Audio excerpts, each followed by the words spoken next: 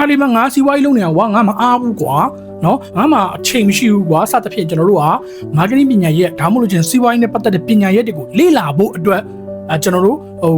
အချိန်ကုန်တယ်လို့ခံစားမိတဲ့သူတွေလည်းရှိကောင်းရှိနိုင်ပါတယ်။ဒါကြောင့်မို့ကျွန်တော်တို့အခုအချိန်တွင်းမှာမိတ်ဆွေတို့ marketing ပညာရပ်ကိုသာလေ့လာခဲ့မယ်ဆိုမိတ်ဆွေတို့ရှေ့လျှောက်သွားမယ်နော်စီးပွားရေးနဲ့ပတ်သက်တဲ့ခရီးလမ်းမှာ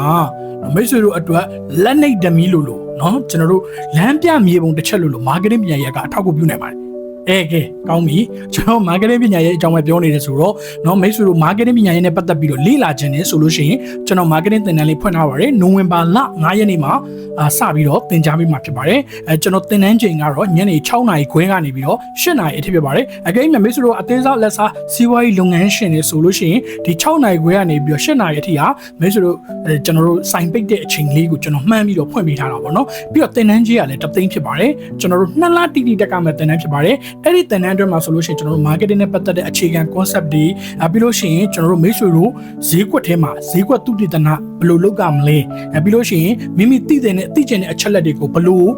ကောက်မလဲဘယ်လိုရှာဖွေမလဲစတဲ့အကြောင်းအရာတွေပါမယ်ပြီးလို့ရှိရင်မိမိပြစ်ချင်တဲ့ customer မိမိရှိရောက်လာစေချင်တဲ့ customer ကိုရောက်လာဖို့အတွက်ဘယ်လိုဆွဲခေါ်မလဲပြီးလို့ရှိရင်ကျွန်တော်တို့ရဲ့အမှတ်တံဆိပ်ကျွန်တော်တို့တင်ထားတဲ့ဆိုင်းဘုတ်ဒါမှမဟုတ်ကျွန်တော်တို့ရဲ့ဂုဏ်သတင်းနာမည်စတာတွေကိုတည်ကြအောင်ဘယ်လိုလုပ်မလဲပြီးတာနဲ့ကျွန်တော်တို့ဝန်ဆောင်မှုကနောက်ပိုင်းမှာတော်တော်လေးအရေးပါလာပြီဒါကြောင့်မလို့ဝန်ဆောင်မှုဆိုင်ရာ marketing ဆိုတဲ့ဥစ္စာကိုကျွန်တော်သင်တန်းမှာအထူး special ဘာသာရပ်တစ်ခုအနေနဲ့ထည့်ထားပါတယ်အကယ်၍မိတ်ဆွေတို့ကစပိန်ညဆိုင်ဒါမှမဟုတ်လို့ရှိရင်မိတ်ဆွေတို့က customer တွေကိုဖောက်သည်တွေကိုဝန်ဆောင်မှုပေးနေရတဲ့လုပ်ငန်းမျိုးဆိုရင်ဒီပညာရပ်ကမိတ်ဆွေတို့အတွက်အသုံးဝင်မဲ့ပညာရပ်ဖြစ်ပါတယ်နောက်တစ်ခုကတော့ digital marketing မှာအခုခေတ်ကတော့ဗျာ TikTok Facebook YouTube စတဲ့နေရာတွေမှာကုန်ပစ္စည်းတွေရောင်းချတာတွေကျွန်တော်တို့မိမိရဲ့ဝန်ဆောင်မှုကိုလူအများသိရှိစေဖို့လုပ်တဲ့နေရာတွေမှာကျွန်တော်တို့ digital ကိုအသုံးပြုလာပါပြီဒါကြောင့်မလို့ digital marketing ကိုသိချင်ဟာမိတ်ဆွေတို့စီးပွားရေးအတွက်အခွင့်အလမ်းတွေဖြစ်စေပါလိမ့်မယ်နောက်တစ်ခုကတော့ကျွန်တော်တို့ဒီ market မှာဆိုလို့ရှိရင် plan ဆွဲပြီးတော့နောက်တစ်နှစ်မှာငါတို့ဘာလုပ်ကြမလဲဒါမှမဟုတ်ငါတို့မှာရှိတဲ့အရင်းမြစ်လေးနဲ့ငါတို့ဘာလုပ်ကြမလဲဆိုရဲ marketing planning အကြောင်းလေးကျွန်တော်ပေးထားပါတယ်နောက်ဆုံးတစ်ခုကတော့ marketing သမားတွေ